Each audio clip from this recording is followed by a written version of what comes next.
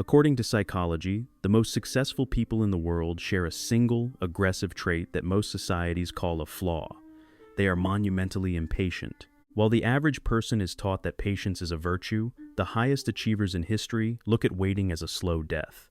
They don't just move fast, they move instantly. They have a psychological wiring that makes them feel a physical sense of panic when a project takes months instead of days. This behavior is driven by a concept known as action orientation. Psychological research shows that most people are state-oriented, meaning they wait until their mood is right or until they feel like they have enough information. But monumentally impatient people don't care how they feel. They move because the goal exists. They understand that the reward system of reality has shifted. It no longer favors the person who knows the most. It favors the person who moves first. These individuals live by a different set of rules.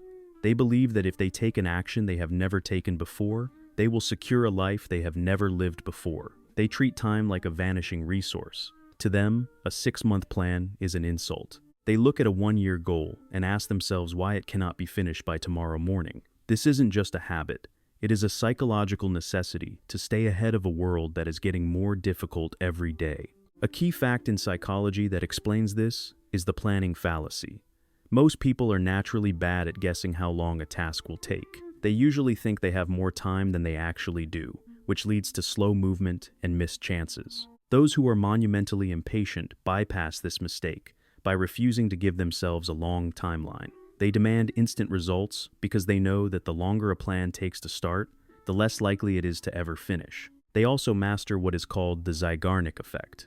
This psychological fact states that the human brain remembers unfinished tasks much more than completed ones. For most people, this creates a heavy mental weight of someday projects that never get started. Monumentally impatient people hate this mental weight. They clear their minds by acting the second an idea is born. They don't carry a list of things they want to do. They carry a list of things they have already done. In the world of these high-speed action takers, knowledge is considered cheap.